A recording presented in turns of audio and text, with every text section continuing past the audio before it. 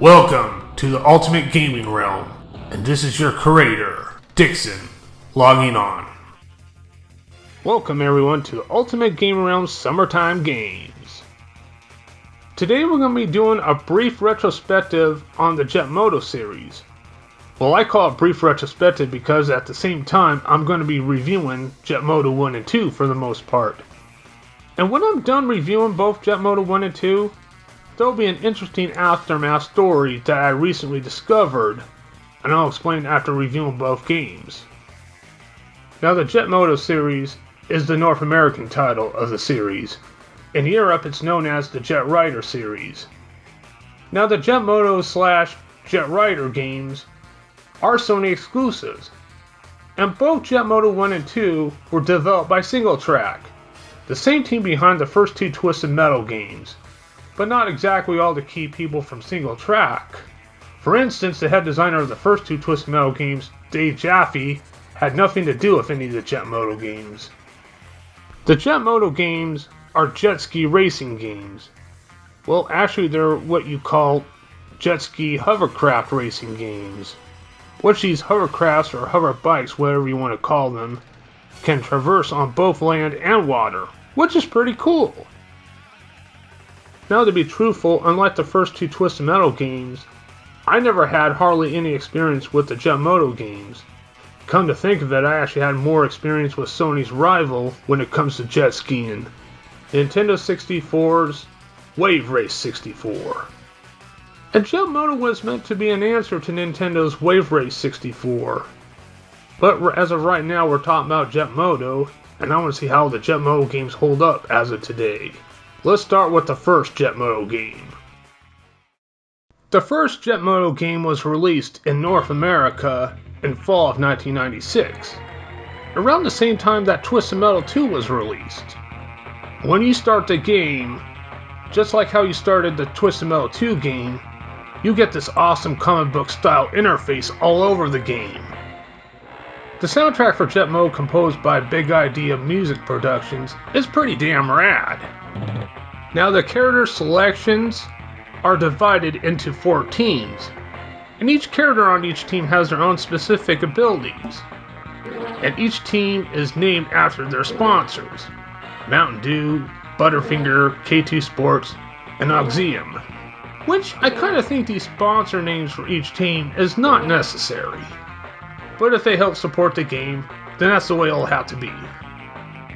I love the concept of what choices they have for the game, like the choice of music, artwork, characters, and the type of jet ski hovercrafts to make them futuristic look-like style, which these jet skis in this game are called Jet Motos. But I don't think the style of futuristic jet skis and the sponsor team names go together. I would rather prefer the teams to each have original names, but then again, I think I'm just being a nitpicker. So I still give the game and their sponsors thumbs up for being a team.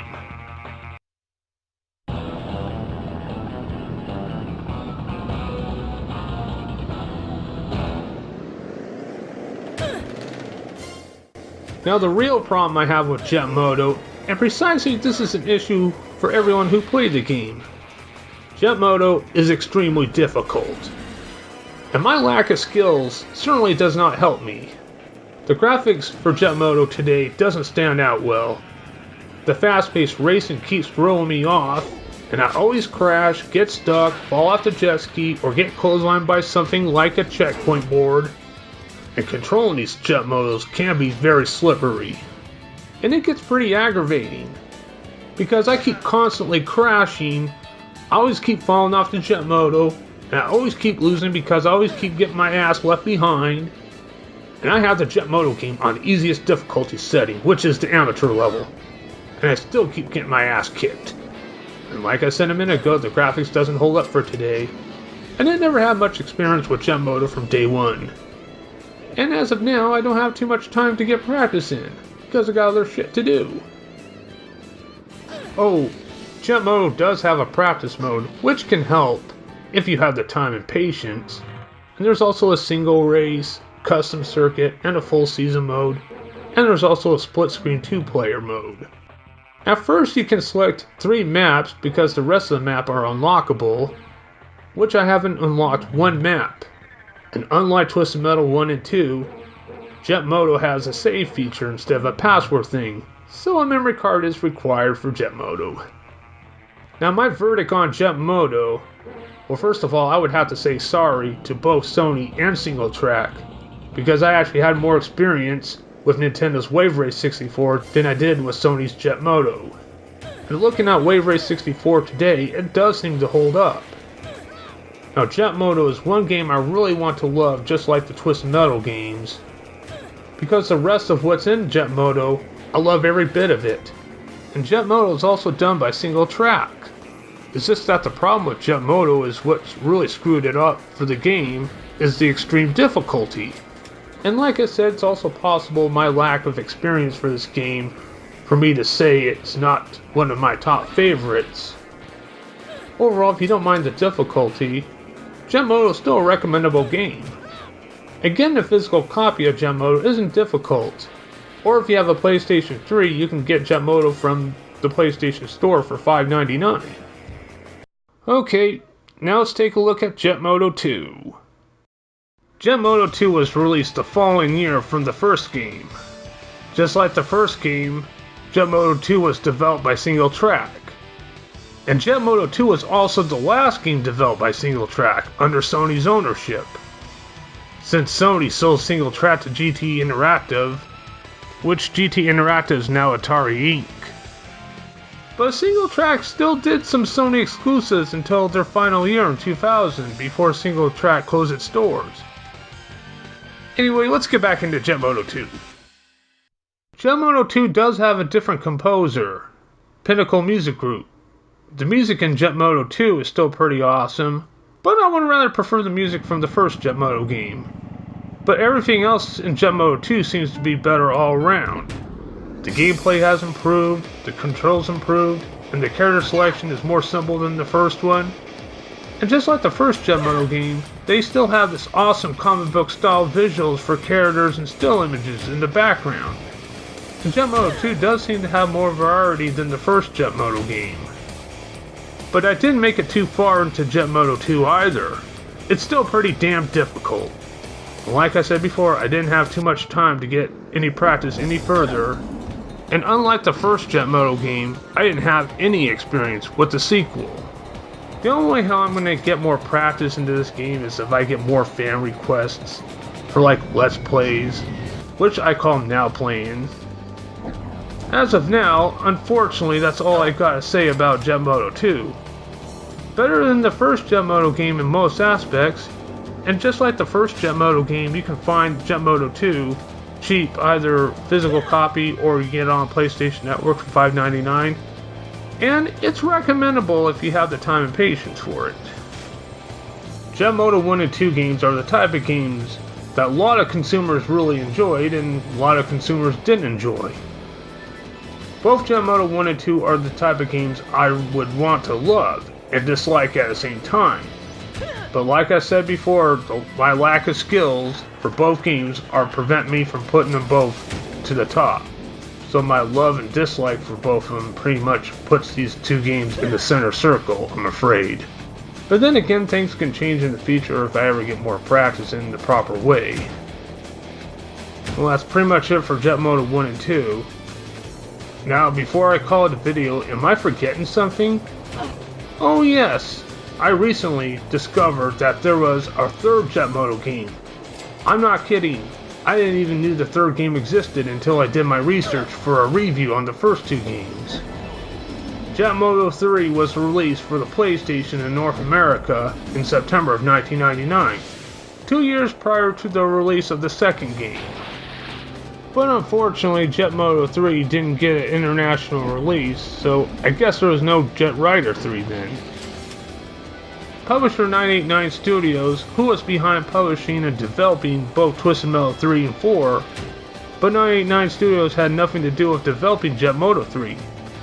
Jet Moto 3 was developed by Pacific Coast Power and Light, which sounds like a dumb name for a video game company, and that company was founded in 1997, and later known as Locomotive Games, until they went under in 2008. Probably because most of the games look like they might suck ass. In fact, some of them do suck ass, like that WWE Crush Hour game. However, just like the first two Jet Moto games, Jet Moto 3 does seem to have mixed reviews. And I examined the footage for Jet Moto 3, and surprisingly the graphics for the gameplay has improved since the second one. Wait a minute, let's not get too soft here. And don't let the graphics fool you, because probably the rest of the game will be inferior to the first two games. Now, I can't fully judge or compare the third game because I do not own the third game, and it's not available on the PlayStation Network, and I have no intention of getting the game unless if I get requests. So, Dixon pretty much draws the line while capturing more footage of Jet Moto gameplay. And I do apologize about that. I was mainly focusing on the first two Jet Moto games for three reasons. 1. It's now summertime, and these games go well with the summertime game reviews. 2. The first two Jet Moto games were done by SingleTrac, and since I recently did reviews on the first two Twisted Metal games, which were also done by SingleTrac, and they were also on the PlayStation, I thought it would be a good idea to keep all the SingleTrac games that I did on the PlayStation close together as possible. And 3. I always thought there were two Jet Moto games, and I never knew that there was a third one until I did my research recently. This video is mainly targeted on the first two Jet Moto games, but like I said at the beginning, this video is also a brief retrospective on the Jet Moto franchise, and I'm still not done yet, because Jet Moto 3 wasn't the only thing I discovered in the series. I also recently discovered that there was a fourth and last PS1 Jet Moto game in production prior to the third game. The game was titled Jet Moto 2124, which sounds like a badass title, and it was going to be developed by 989 Studios, but sadly 2 years later, due to the poor sales of the third game and bad marketing support, Jet Moto 2124 was scrapped. And I also discovered one last attempt for another Jet Moto game in 2003 for the PlayStation 2 console, Jet Moto Solar, which also sounds awesome. But Jet Moto Solar was actually a rumor to be in development by Red Zone Interactive. So according to the IGN, it turned out that the game was in the works, but once again, the game was cancelled. Jet Moto Solar never had any screenshot or any video footage of the game. Mainly it's just talk. What a shame. Two interesting ideas for the series just vanishes in thin air, just like that. And what I learned now, that there was 3 Jet Moto games in existence. There were meant to be 5, I guess, but there turned out there was only 3. And that's it for the Jet Moto series. I do apologize that I didn't get enough footage from the first 2 Jet Moto games, and I also apologize about the absence of the third Jet Moto game. But if I don't have the game, I don't have the game. But if I get any requests or ideas to get any further into the Jet Moto games, then please do let me know. Anyway, thank you all very much for watching, and this is Dixon of the Ultimate Gaming Realm logging off. And have a good summer.